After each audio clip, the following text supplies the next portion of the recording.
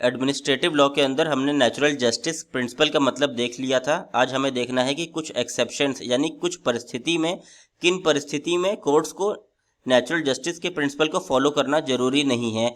सबसे पहले देख लेते हैं, रिवीजन कर लेते हैं नेचुरल जस्टिस का क्या मतलब होता है। नेचुरल जस्टिस का मतलब है कि जो भी जजमेंट्स हमारी कोर्ट सुनाती हैं वह फेयर होनी चाहिए, वह इम्पार्शियल डिसीजन होने चाहिए। कोर्ट्स का कुछ ऐसा जजमेंट नहीं होना चाहिए जो कि हमारे पार्टीज को अननेसेसरी फेवर करे। हमारी कोर्ट्स को जो प्रिंसिपल फॉलो करना होता है नेचुरल जस्टिस के अंदर वह है ऑडी अल्ट्रम पार्टम, जिसका मतलब है सबको सुनवाई का मौका मिलना चाहिए।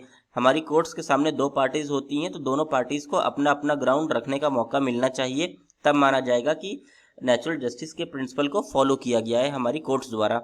दूसरा प्रिंसिपल है नीमो जूडिक्स इन कॉसा सुआ, यानी कोई अपने केस में जज नहीं हो सकता है। अगर किसी भी जज का पर्सनल इंटरेस्ट जुड़ा हुआ है केस से तो उस केस से उसको रिक्यूज करना पड़ेगा, यानी उसे विदड्रॉ करना पड़ेगा उस बेंच से, तब माना जाएगा कि वह नेचुरल जस्टिस के प्रिंसिपल को फॉलो कर रहा है।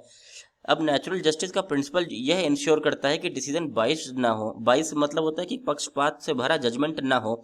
लेकिन एडमिनिस्ट्रेटिव लॉ में कुछ ऐसी परिस्थितियां आती है जहाँ पे नेचुरल जस्टिस के प्रिंसिपल को फॉलो करना जरूरी नहीं होता है। जैसे कि सबसे पहला, इमरजेंसी के सिचुएशन में अगर फैसला जल्दी में देना जरूरी है जो कि हमारी पब्लिक सेफ्टी से जुड़ा है, अगर तुरंत एक्शन ना लिया जाए तो हमारी पब्लिक सेफ्टी, हमारी पब्लिक हेल्थ को खतरा हो सकता है, या हमारी नेशनल इंटरेस्ट को खतरा हो सकता है, हमारे राष्ट्र को खतरा हो सकता है।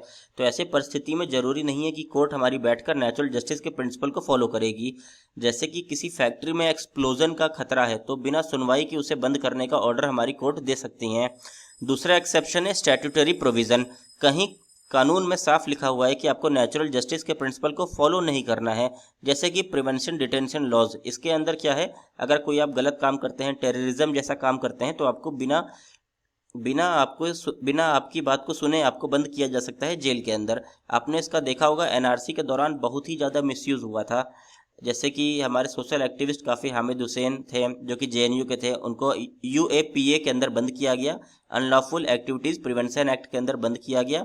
उनके नेचुरल जस्टिस के प्रिंसिपल को वायलेट किया गया, कहते हुए कि यह हमारे नेशनल इंटरेस्ट के लिए हम कर रहे हैं, लेकिन बाद में हमारी कोर्ट्स ने उनको बरी कर दिया था। ऐसे सोशल एक्टिविस्ट को कहा ये बिल्कुल खतरा नहीं थे। तीसरा एक्सेप्शन है पब्लिक इंटरेस्ट और नेशनल सिक्योरिटी। तो नेशनल सिक्योरिटी जो कि हम डिस्कस कर रहे थे, अगर कोई नेशनल इंटरेस्ट को खतरा है हमारे तो फिर हम लोग उसको तुरंत बंद कर सकते हैं यूएपीए के अंदर, लेकिन जेन्युइन खतरा होना चाहिए। ये नहीं कि आप अपने आर्बिट्रेरी पावर का मिसयूज़ करें, जैसा कि मिसयूज़ किया गया था। और ये मैं अपनी मन की बात नहीं बता रहा हूँ, फैक्ट्स बता रहा हूँ, आप गूगल भी कर सकते हैं। चौथा एक्सेप्शन है इम्प्रैक्टिकलिटी। जब बहुत सारे लोग प्रभावित हों, अगर लाखों लोग पर असर पड़ रहा है तो सबको सुनना प्रैक्टिकली पॉसिबल नहीं होता है।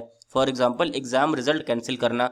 किसी एग्ज़ाम में अगर पेपर लीक हो गया है तो हमारी कोर्ट्स उस पूरे एग्ज़ाम को रद्द कर सकती है।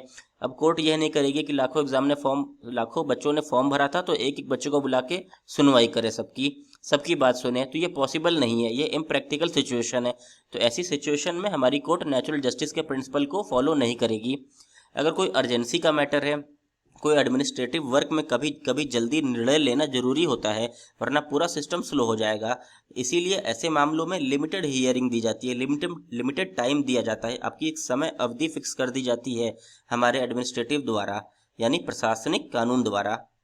अब कहीं आपने कंसेंट है, अगर व्यक्ति खुद वॉलेंटरी अपना हियरिंग का अधिकार छोड़ दे, वह बोले नेचुरल जस्टिस के प्रिंसिपल को मैं नहीं मानता, मैं इस राइट को वेव करता हूँ, तब तो कोई दिक्कत ही नहीं है, तब आप इसको वेव कर सकते हैं। लैंडमार्क जजमेंट है इसका, Ashok Kumar Yadav versus state of Haryana, 1985 का लैंडमार्क जजमेंट है। इस केस में सिलेक्शन बोर्ड जो था बाइस्ड था, लेकिन यानी बाइस मतलब पक्षपात से भरा था सिलेक्शन बोर्ड, लेकिन ऐसी नेसेसिटी थी कि उसके डिसीजन को वैलिड माना गया। तो कंक्लूड किया जाए तो exceptions to natural justice administrative law में फेयरनेस और प्रैक्टिकलिटी के बीच बैलेंस बनाता है। यह अर्जेंट, सेंसिटिव या इम्प्रैक्टिकल सिचुएशंस में क्विक डिसीजन अलाउ करते हैं, लेकिन रूल ऑफ लॉ को भी प्रोटेक्ट करते हैं।